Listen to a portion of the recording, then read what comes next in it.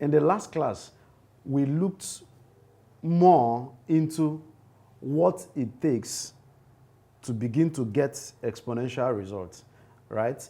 And I was able to show us what we do at the job side and what we do at the business side, and then how to create them and take advantage of them.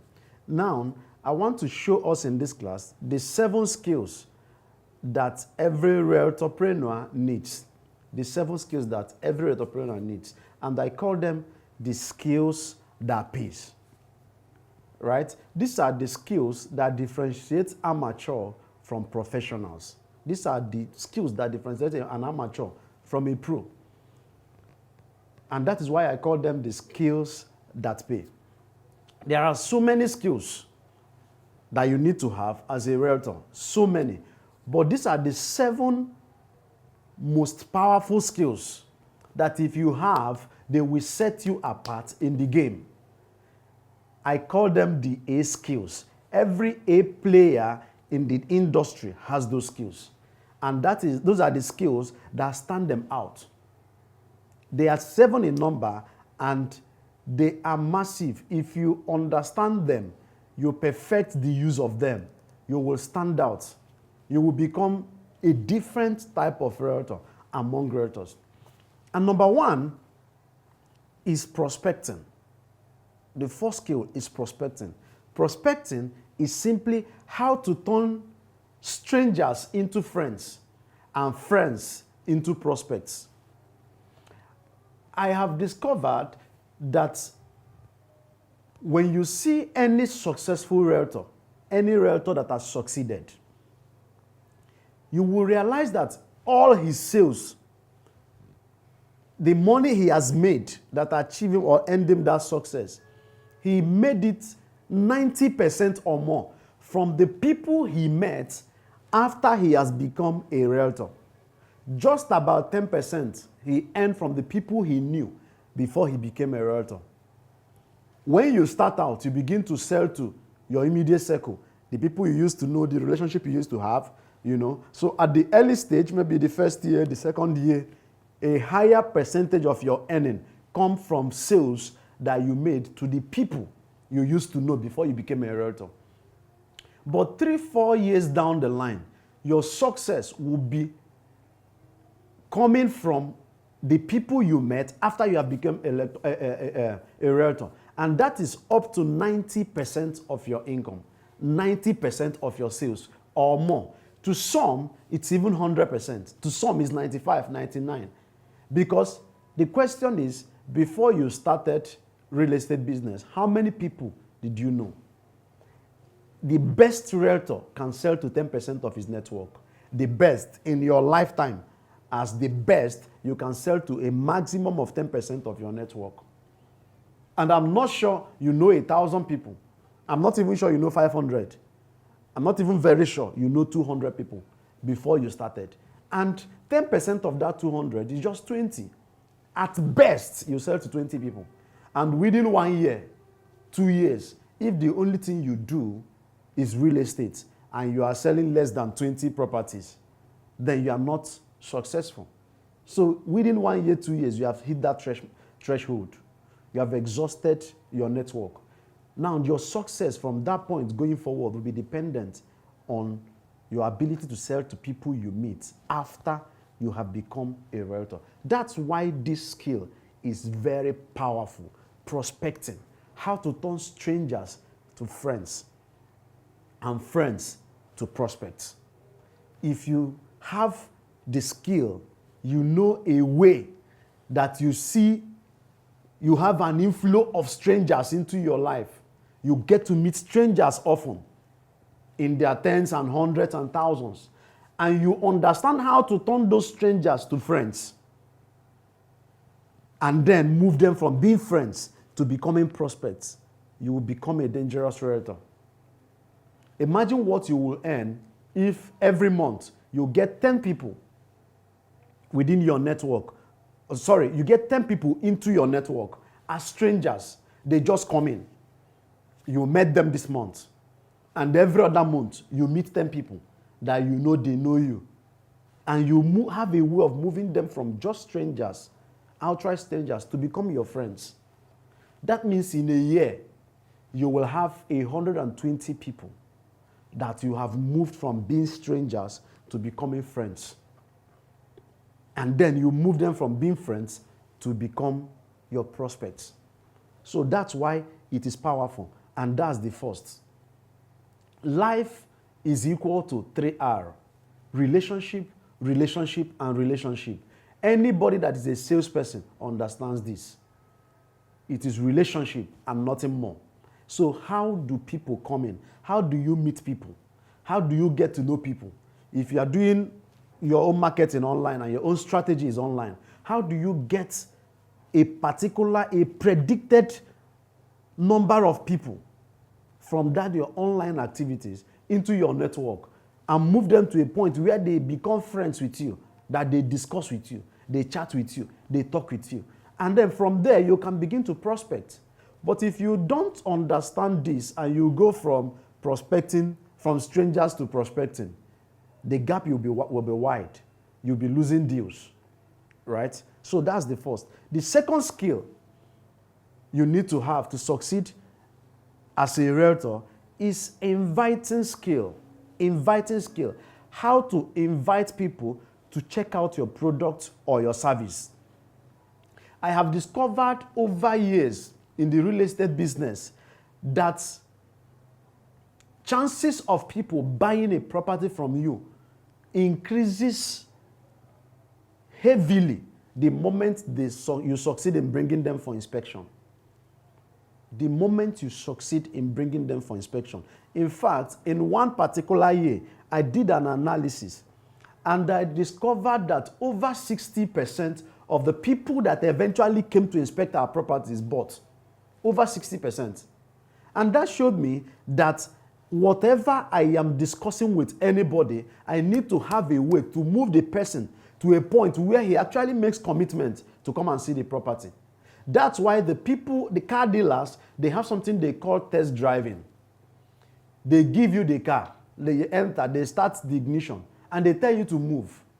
By the time you finish driving the car, and you come back to park it, you'll be feeling like the car should go home with you. The chances of closing that deal increases when you have done your test driving.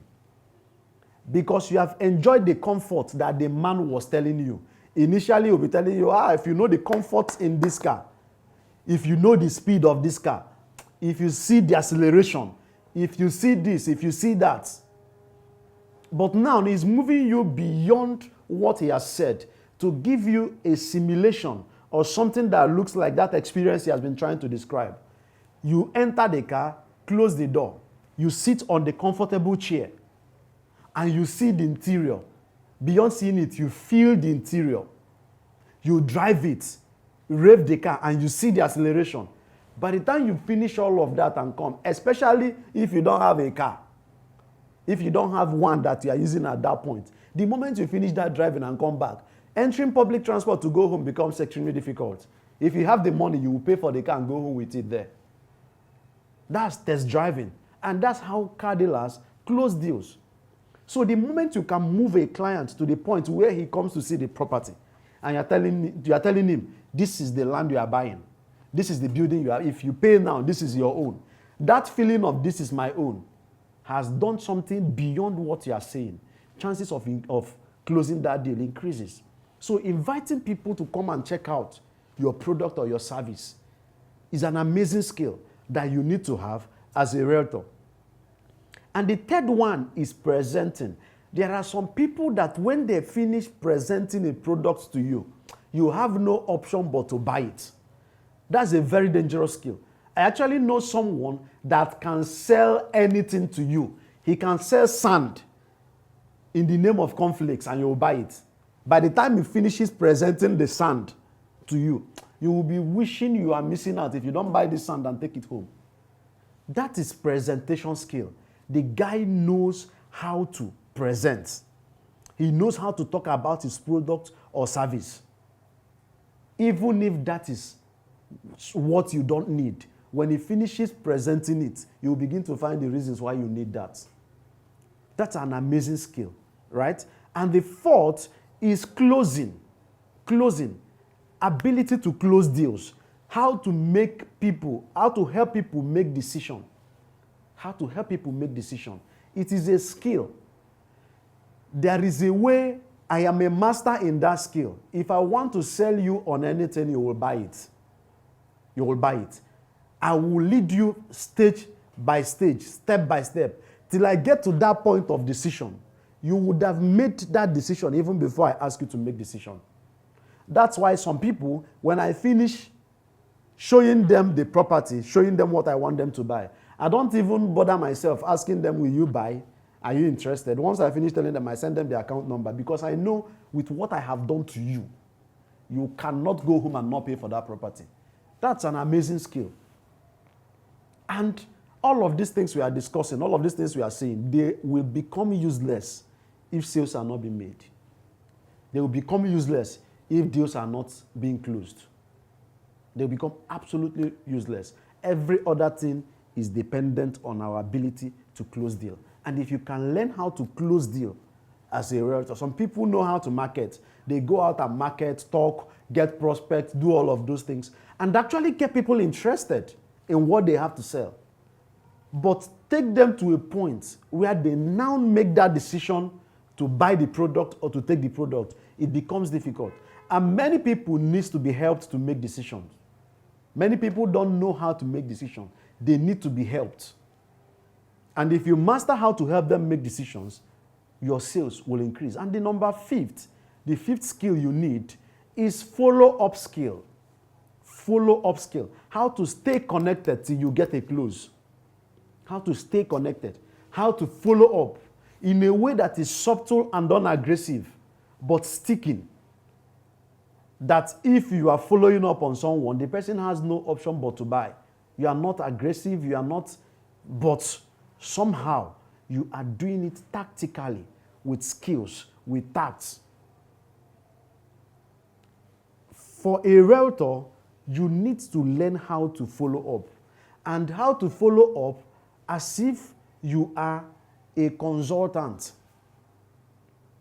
as if you are a coach, a counselor, not as if you are a salesman. They are two different things. When a salesman is following up, it's only after sales, only after getting that person to sell. But when someone that understands this is following up, you are moving that person from stage 1 to stage 2, because your key assignment as a salesperson is to overcome objection. So follow-up entails discovering objection and obstacles, the reasons why people have not made decision, bringing them down one after the other, till you get to a point where you have free access to the person's mind, that the person can now make a close, or the person can now take decision. So it's an important skill. And then the sixth one is promotion skill. How to run an effective promotion. How to create an offer. How to create an offer. How to run an effective promotion. Sometimes the company you sell for will begin to do a promo, or will begin to give a discount. If you understand the power of promotion and how to run an effective promotion, you will utilize that opportunity to make a lot of sales. You will utilize that opportunity to make a lot of sales. There are people that will never allow you close the deal with them if you don't bring in promotion or something that looks like an offer. You see people, what they were supposed to buy when it was cheaper, now they will buy it more expensive because an offer has been tied to it. They will be willing to take action because of that offer. But that's if you know how to promote. And promotion must have some basic things. Number one, promotion must be repetitive.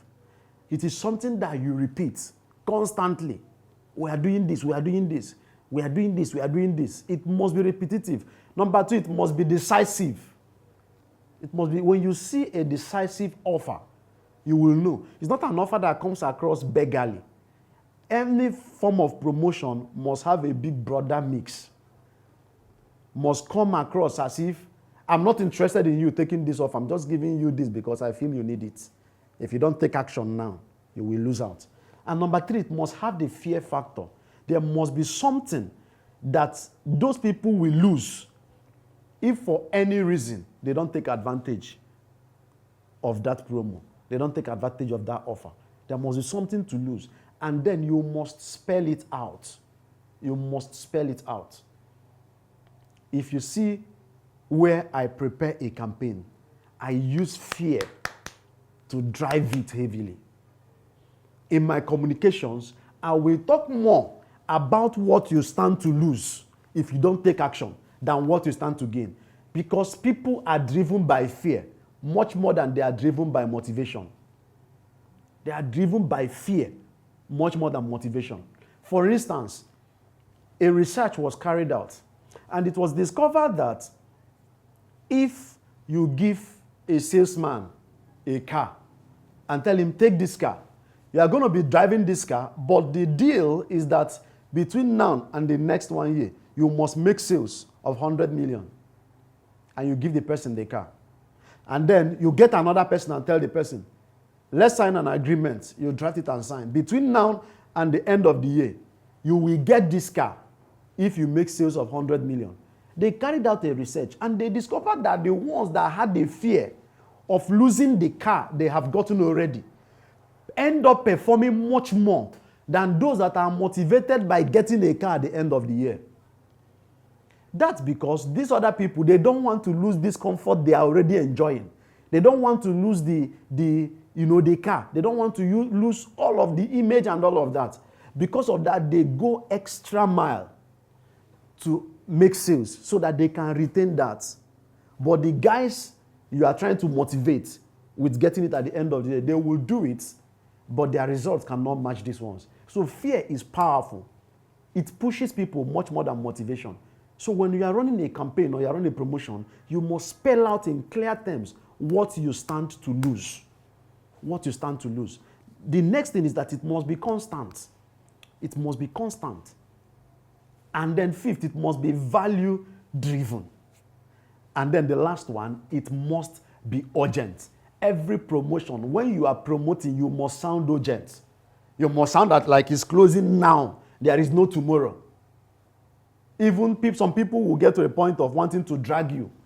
Okay, can we, if we don't do it now, can we do it next week? And when those kind of people come to me and ask me, okay, this offer now, can we get it next week and all that? Even if I am very sure that next week the offer is still on, the answer I usually get them is, hello, sir, I am very sure that if you pay now, you will take advantage of this offer.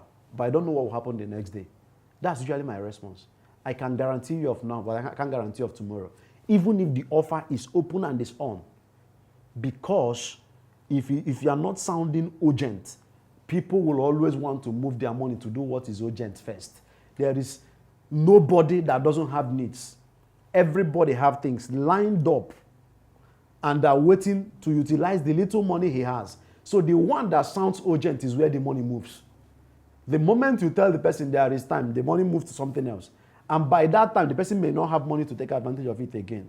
So to me, once I'm running an offer, I'm running a promotion, there is no tomorrow. I'm only sure of today. One even asked me yesterday, okay, you are saying that if I don't pay now, by tomorrow you are not sure? I told him yes. He said, why? But you people said the promo is for 3 days. I said, yes, they said it's for 3 days. But what happens if they sell out the number of plots allotted for this within the first day? You will say, I promised you it will be available. And then instantly, the person made a commitment and said, okay, since the promo is starting next tomorrow, let me send this money to your own account today so that you will be sure by next tomorrow you now transfer it to the company. And that's how I closed the deal. If I had told the guy the next 3 days the offer is there, he will use the money for something else and may not get back to me to buy it. So you must always sound urgent. You must always sound urgent. And then the seventh skill that pays for any realtor is raising a team. How to raise men that can do what you do. How to build a team that can join you, that can move the business with you. The ability and the eyes that sees potential, that you see people that will make a good salesperson, you will recruit the person, add the person to your team. It's a powerful skill. And these people, there are three things I look out for in people that I want to recruit. Number one, I look for hungry people. Hungry people. One of the greatest things anybody that wants to succeed must have is hunger. Is hunger. It is hunger that drives, not necessarily hunger for food or hunger for clothes. No. The person can be rich, can be average, can be doing well, but still have hunger. Hunger to do more, to achieve more, to become better than he is. If I don't find that, I don't like relaxed people, laid back people, comfortable people. They irritate me. I look for hungry people, very hungry, to achieve something. And then I look for people that are coachable and they are willing. Once I find these three things, I will bring you into my team. So these 7 skills, they look simple, they appear simple, but go back and check. Anybody that is achieving an astronomical result in the real estate industry has these 7 skills. And those are the skills that pay. Thank you.